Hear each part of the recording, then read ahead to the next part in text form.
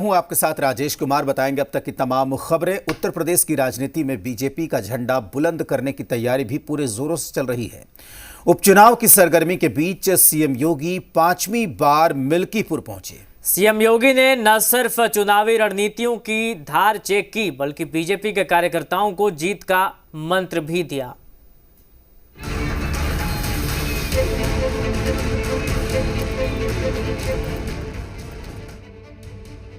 उत्तर प्रदेश की सीटों पर हुए उपचुनाव में विपक्ष को सीएम योगी की ताकत का एहसास हो गया।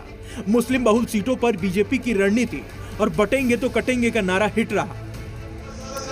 अब बारी है अयोध्या के मिल्कीपुर सीट की। यूपी के मिल्कीपुर सीट पर उपचुनाव को लेकर सीएम योगी आज अयोध्या पहुंचे और चुनावी तैयारियों को नई धार दी। योगी ने मिल्कीपुर को फतेह करने के लिए कुंदर की फार्मूला अप्लाई कर दिया है। योगी खुद यहां चुनावी तैयारियों पर नजर रखे हैं। 6 मंत्रियों को मिल्कीपुर में कैंप करने की जिम्मेदारी दी गई है। इसके अलावा योगी खुद एक एक पदाधिकारी से मिलते नजर आए और सियासत के हर समीकरण को साधने के लिए पूरी फौज उतार दी है। क्योंकि ये सीट अयोध्या जिले से आती है और यहां पर पहले सपा का कब्जा था, लिहाजा मिल्कीपुर एसपी और बीजेपी दोनों के लिए नाक का सवाल है। इस मिल्कीपुर विधानसभा की में भाजपा की ऐतिहासिक विजय होगी और भारतीय जनता पार्टी का एक एक कार्यकर्ता कमर कस के तैयार खड़ा है कि जब चुनाव घोषित हो जाए तत्काल उसके लोगों के बीच में जाकर हम वोट मांगे और उसके बाद भाजपा के लिए ज़्यादा से ज़्यादा मतों के साथ प्रत्याशी भाजपा के जीत। मेरा जुड़ाव जो है मिल्कीपुर से बहुत पुराना है और मेरी तैयारी जो है शुरू से चल रही है। और रही बात चुनाव जीतने की, तो मैं जहाँ तक जानता हूँ कि ये समाजवादी पार्टी की बहुत लंबी जीत होने जा रही है। दरअसल मिल्कीपुर सीट कास्ट फैक्टर के हिसाब से एसपी के काफी मुफीद है।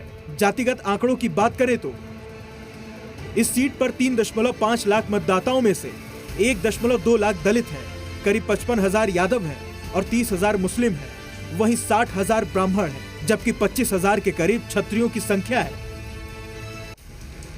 इसमें मुस्लिम और यादव वोटर तो सपा के ही हैं। सबसे निर्णायक दलित वोटर्स पर भी सपा की पकड़ मजबूत है, क्योंकि सपा सांसद अवधेश प्रसाद इसी समाज से आते हैं और मिल्कीपुर से वो कई बार चुनाव जीते हैं। ऐसे में योगी ने कुंदर की फार्मूला पर मिल्कीपुर फतेह का प्लान बनाया है। लेकिन मिल्कीपुर की जनता क्या सोचती है वो सुनिए। जो काम करेगा उसी को वोट देंगे। अभी स्वच्छ हो, काम करने वाला हो।